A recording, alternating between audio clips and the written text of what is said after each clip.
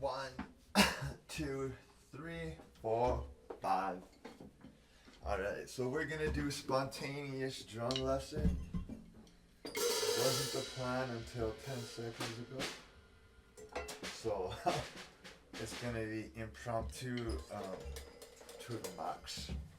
Right? Let me make my pants straight so I feel a little better. Alright. Put our stick, which is preferred in the preferred hands. Make sure that our seat is tied. It wasn't tied at all. Place it back. Alright.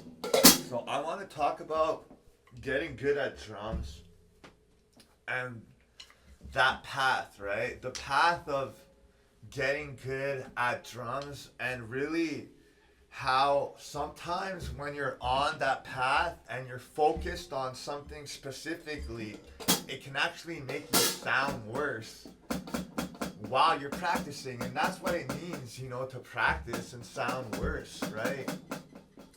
And the reason that is what I really want to magnify for everyone right now. So I think it's because if you don't calibrate the right things in the right order, the last thing that the thing that you're gonna be focused on at the surface, right? Like your last thought, like the one that has the most focus and the less piloting.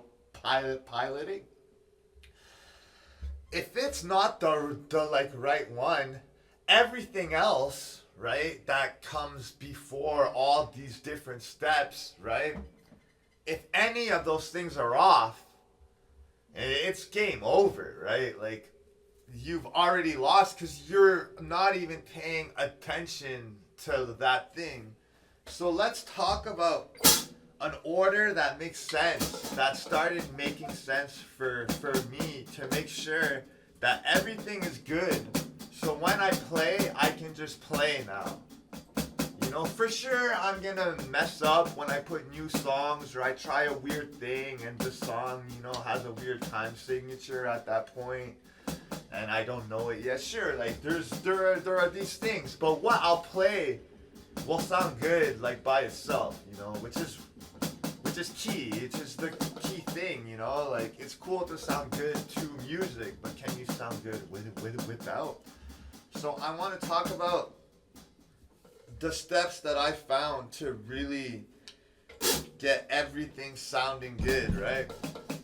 So the first thing is obviously the way you're sitting and holding, you know, right? That's going to be the first thing. And we don't really have to talk about that, right? So the next thing that I want to talk about is that the Freddie Gruber approach to your stroke is really one of the first ones. And if you don't do it and you're trying to play all the guys that studied that and the Garibaldi stuff, it's the Dana Hawkins, it's all really foundational of Gruber approach, right?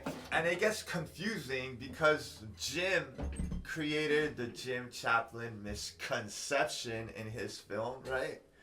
And Klaus Hessler teaches that behind his paywall, so you can go pay and check out what I'm talking about. But now I'm gonna talk about fixing that, right? So once you get used to tapping, right, you gotta remember the accents, and the Gruber approach to Moeller is what? There's a diagonal that goes down, right? When he taps, there's a diagonal.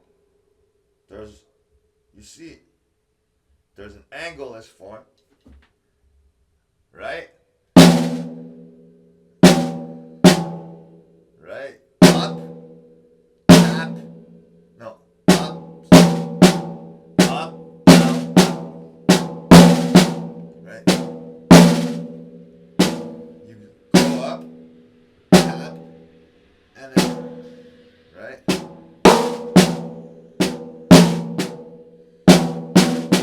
Right?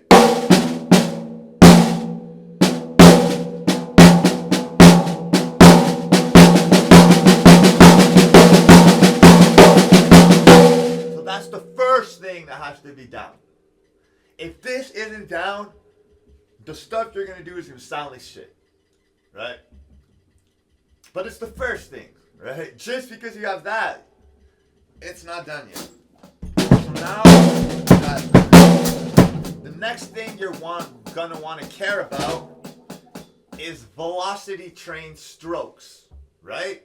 Velocity train strokes. And what I mean by that is that within your time and your tempo and your pulse, your limbs are actually representing that pulse in their dance. That you aren't hitting so fast that it sounds harsh, right? Because the more attack you give to your hit, right, your stroke, the more that you do fast attack, like really fast, the more that it's gonna sound harsh.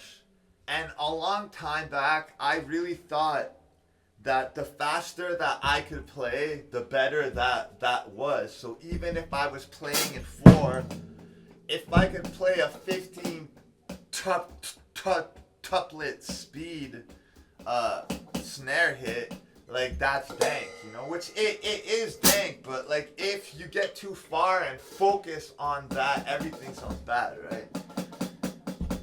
So now that we're thinking about that, what we're really talking about is hitting the right velocity to get a popcorn tone, right?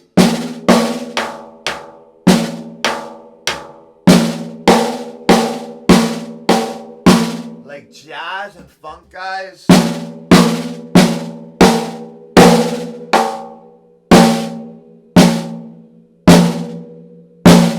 are the kings of that, right? Of popcorn tone.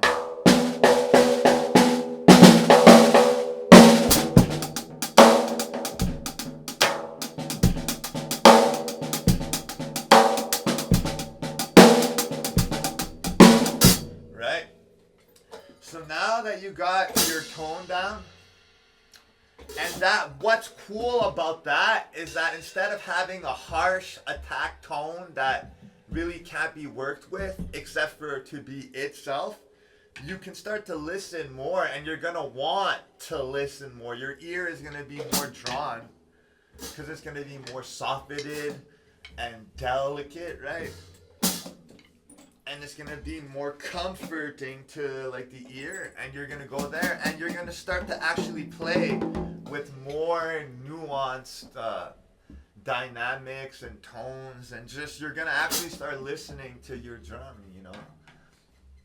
And especially when you have like crazy D like tuned toms and stuff, like you really have to find like cool spots and cool levels, you know.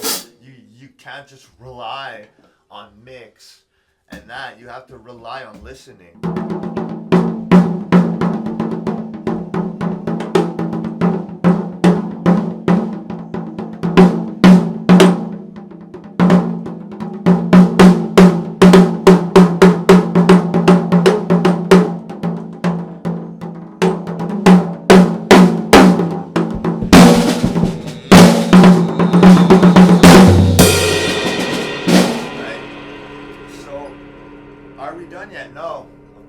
So now that you're thinking about this, the next thing that really matters that Steve Lyman, probably, is it Lyman or Lehman? I don't know how to say his name.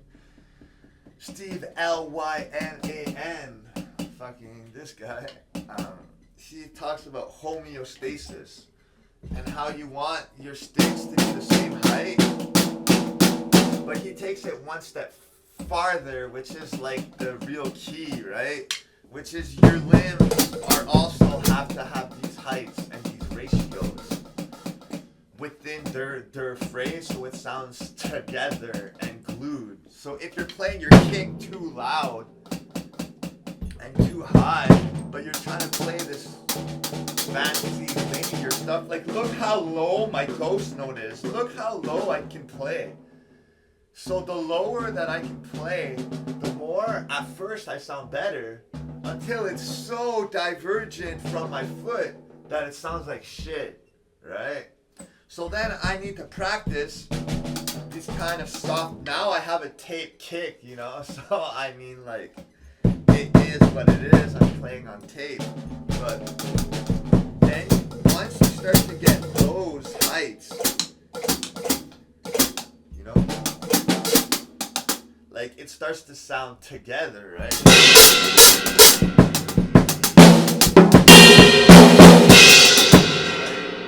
Like it sounds, you know. So since my ghost note is there, I want to make sure that when I go to here, it's kind of the same. At least for a transition till I do a dynamic crescendo or what not, right? So now that we're thinking about our height, now the next step is to think about precision, right? We're following our body and making sure that everything makes sense. Okay? So now we're past the heights and hitting, and now we're at where this hit lands, right? Now we're at where that hit lands, both on our drum and in time. And that's what gets tricky is time. It's all about click and subdivisions and the glue, right? And the glue is simply one, two, one, two, one, two, one, two, one.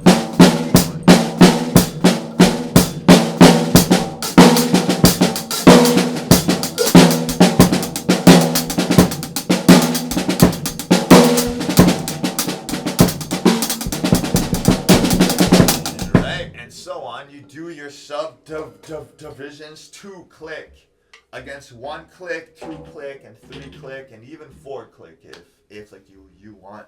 Going past that might not be worth it until like you have nothing else to like do, you know, like once like you get there, like unless you're one of those guys that just wants to go as far into that, or you know, you could be. But I find guys hate phrasing, like all these old boomer guys, like they just hate anything that's not like straight quarter note time. Like they just don't get it, I guess. They're just dumb fucks.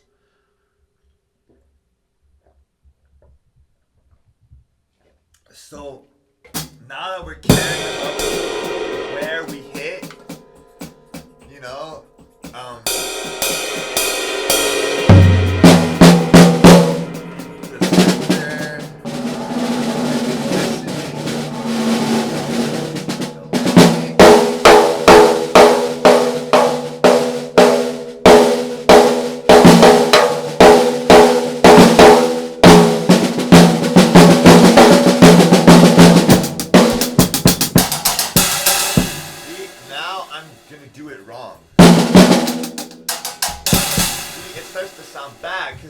there's no homeostasis, right? So now that we talked about that, I guess you can talk about when you hold it, you're really talking about what technique you're applying, right? So I tend to switch between a lot of techniques. Like that's why they call me like a tech guy. Not so much that I play like super complex, but more that I'm always changing my techniques all the time. You know, so the way that I hold sticks depends on how I feel and what I want to do and just what I want to do that day, that exact minute. Which is what I try to work on, is just creating, sitting down and hitting and then just reacting.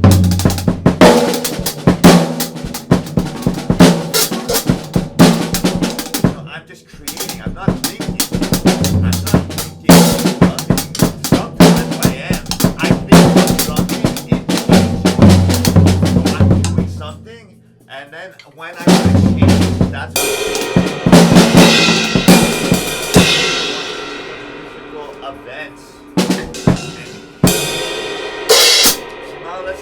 sweating with better sound.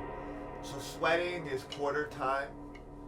That means 1, 2, 3, 4, right? Quarter time, 1, 2, 3, 4. But it's in quintuplets, so it goes 1, 2, 3, 4, 5, 2, 3, 1, 2, 3, 4, 5, 1, 2, 3, 4, 5, 1, 2, 3, 4, 5. So the way that Dana does it, if you look at what he does, and it's kind of counterintuitive at first, but it's like a shuffle. And the shuffle just displaces itself by nature of being in 3 and the song being in 4, right? So, right? 3, 4, 5. Right? 4, 5. And then the next one is on the snare, and then the next one is on the second high hat, right? And that's 3. And then it just cycles that. That's what he starts with. But he doesn't really stay inside that. But every time that he needs glue that's like toned down, he reverts back to like that. So that's why I point out that it really starts 1, 2, 3, 4, 5, 1, 2, 3, 4, 5, 1, 2, 3. Right? But then right away he starts doing right? So it's just stringing 3 across 1 beat, you know, and you can do it in whatever subdivision you want, and they all sound cool. And they'll make your fill sound more closed or more open, depending, you know, if you go. They all sound and feel like a different thing. But what's really going on, and what I like to do, is play a paradiddle 5.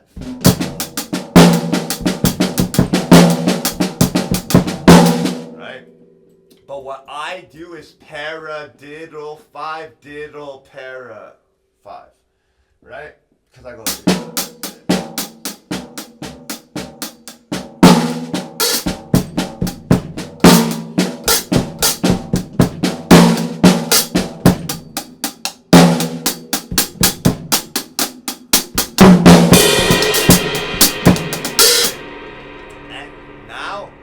We got this 5 feeling, right? We went from a shuffle and we found that, and it's in quarter time, right? So it goes click, click, click, click, click, right? Click, click. 1, 2, 3, 4, 5. 1, 2, 3, 4, 5. 1, 2, 3, 4, 5. 1, 2, 3, 4, 5. Right? And now, as soon as you go, right? Right? The last hit and the first hit, you're gonna do double taps, flam taps, right? And you're gonna do them in 5. So you might want to practice that first. Just go 1, 2.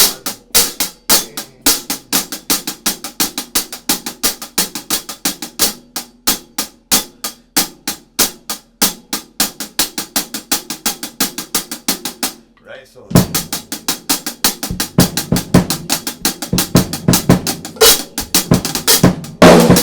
see, so he does that a lot. And the last thing that he does, that he told me, is he inserts or chips in Ratama cubes for static.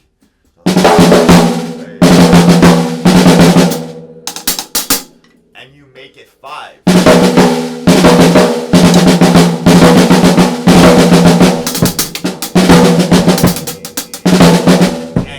And you mirror it so it fits, right? Like a mirror, so you create some kind of symmetry. And then when you do that, you move it around where you go right? So the can move around. around. So instead of being on the 1, you put it on the 2 or the 3 or the 4, and you know the song goes fast. So you just make choices based on how you feel, right? So that's the main thing that's going on. But now we need to talk about the actual, like, how, like, the steps of this song and the way to really approach it the actual way. So the first part is pretty much you're on your hi-hat and stack, but you can just be on your hi-hat and you're getting these kind of fills,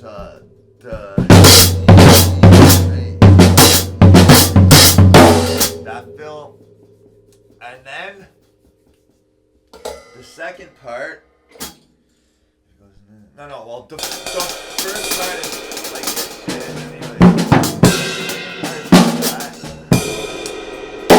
and now the third part actually has fills, and it goes so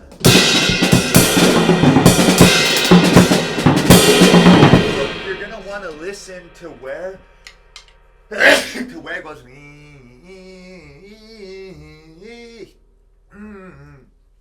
So as you're playing, you're gonna want to hit those figures, right? And then the third part is where you're gonna play a 5-stroke roll and start adding flans. So right, and that's the third part where it was right, like that part where it was thin. And it's still the same thing.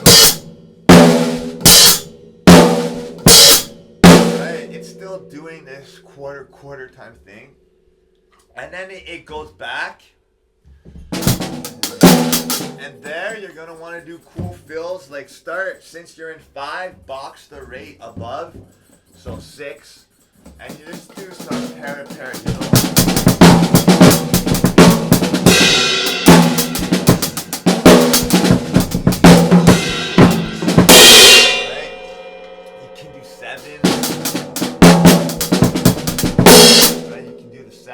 And so on, and then it starts to get a punchy part,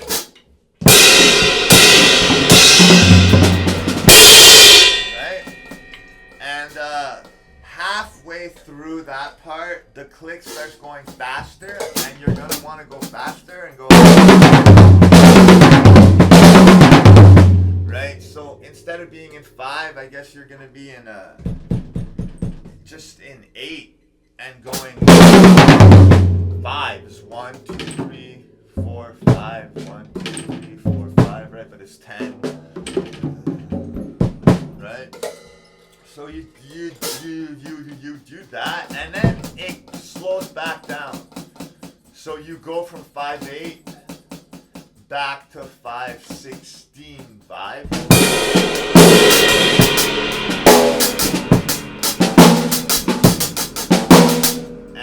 It's gonna do that for maybe 8 reps, and then it goes with the like click speeds back up to 5/8, and you go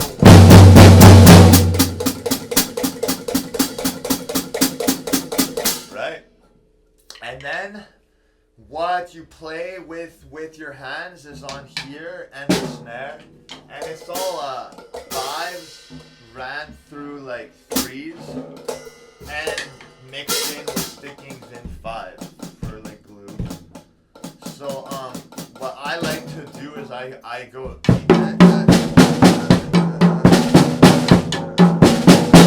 and it moves around, and I hit the punches or the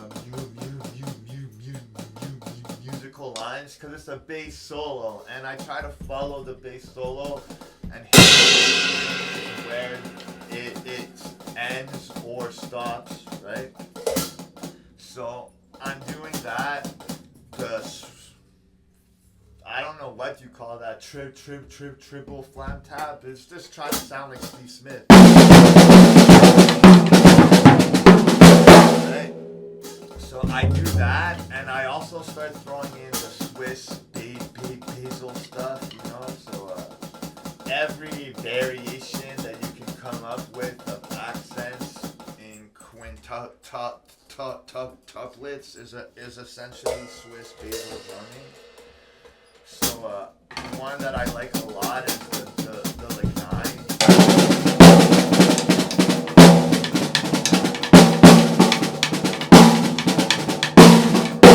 Right.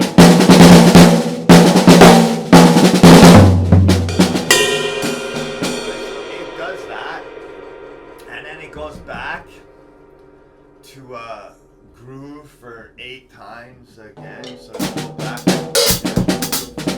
And then it goes to the outro, and the outro is intense because like it's just cool and it's a vamp, but it's not like an easy vamp.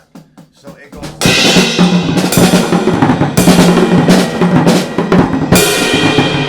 then it changes hand, and that's pretty much the like cheat code. Then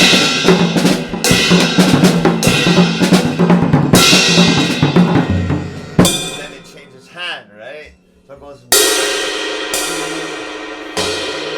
2, 4, change hand. Just like in Tony Roy ASP, but that one is even harder. But it's essentially the same kind of cheat code. And as soon as you find which punch you have to change hand, and that makes it 1/16 note away, right?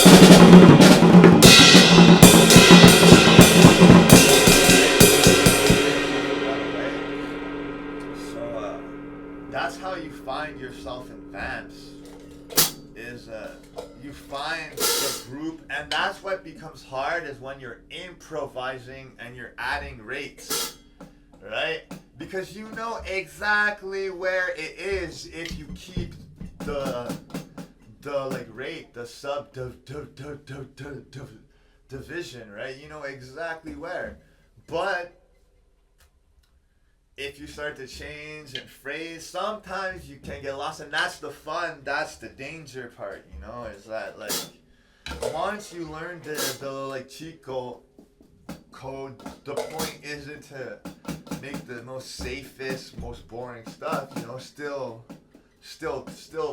try to play in the moment, you know. So that's how the song ends, right? It just keeps doing that until it goes. And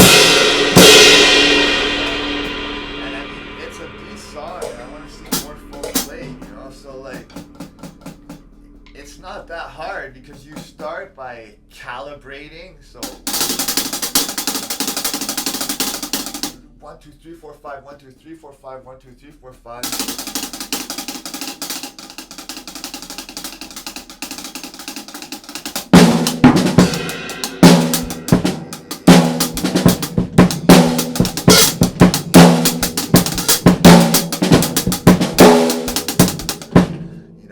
You just do it, and the quintuplet part in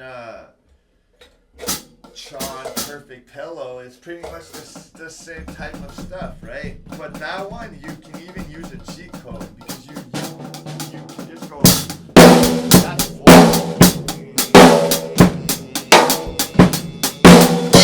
4, right? Just your kick and snare in 5. That's how they do it, but I find it cooler to like literally play like more notes, more like sweating, you know. And it's the same thing. So if you think about it, you're going from you're doing this thing and you're in 3.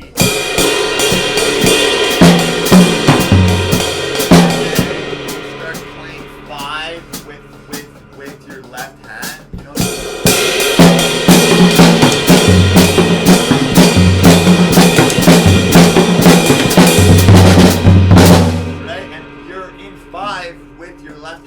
And now both hands go to 5.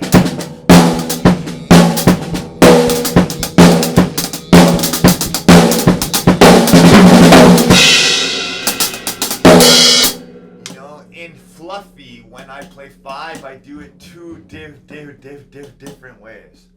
So I can do it across 1 click or 2.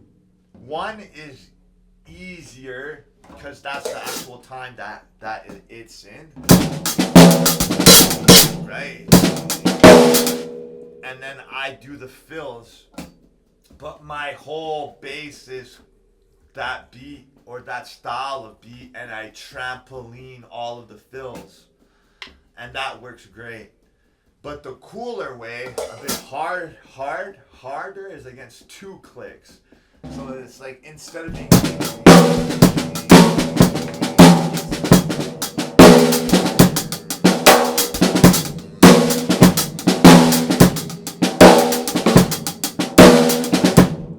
and then I start playing groups of 7.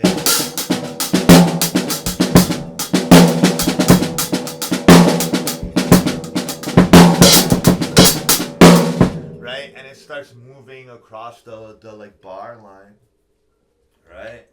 So like that's cool, So like quintuplets I use often. I use them in a lot of different ways. Sometimes I do it across 3 clicks. Like if I have a ballad or a song that's in 3, I'll start to go from and that way you almost want to use the J finish out way, because if you're going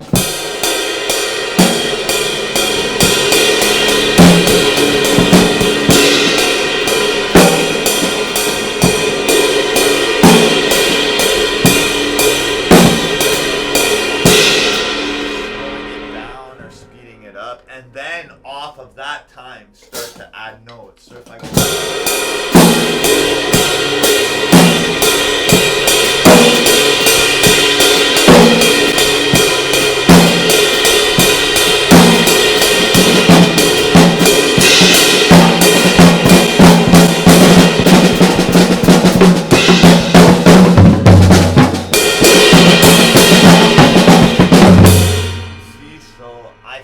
filled it's in.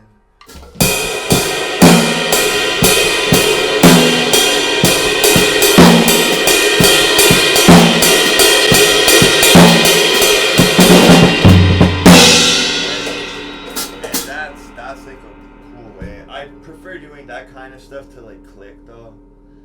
Like doing it without click is almost pointless.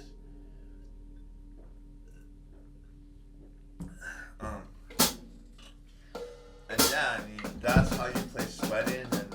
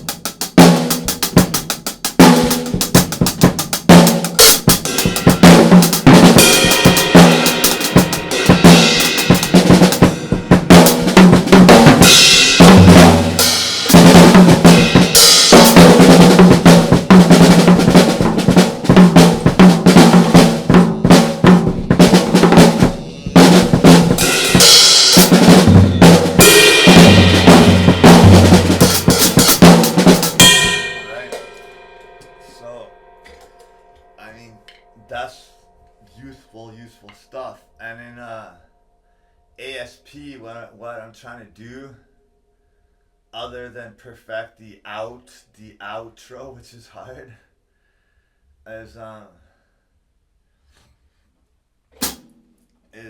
adding fast diddles to an accent. So,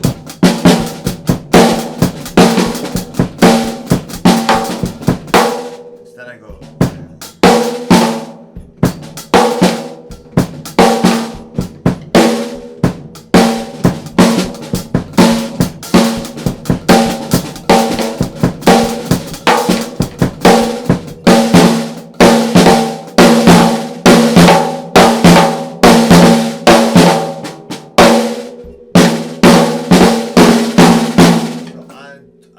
Trying to get better at that. So when I'm playing, I'm trying to throw in a lot of like those.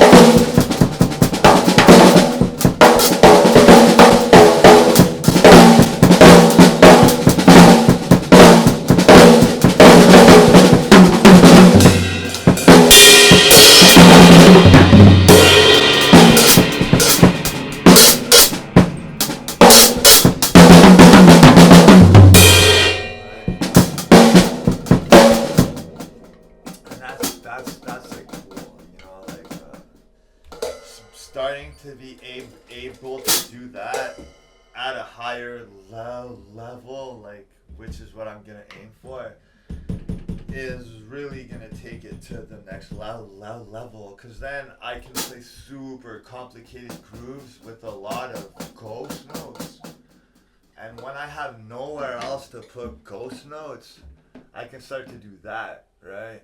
And I mean, part of that, I think, is working on paradiddles better.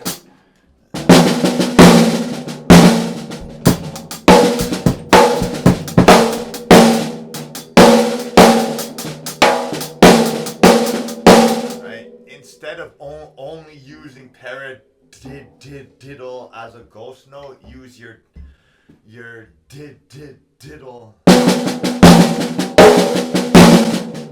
Right, accent, and then double the rate. Right.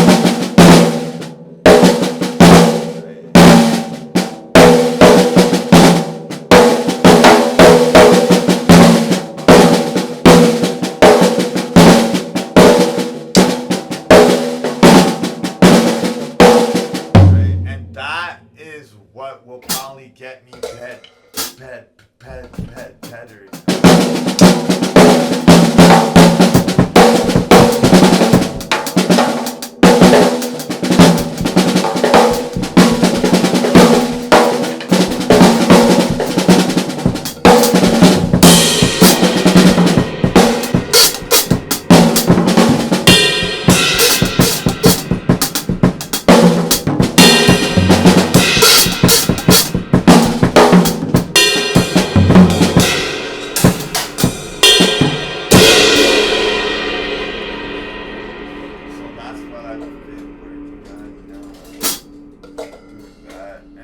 Other stuff, I guess, but mostly that's what I've been trying to focus on, is sounding good and not having any pain when I'm done drumming,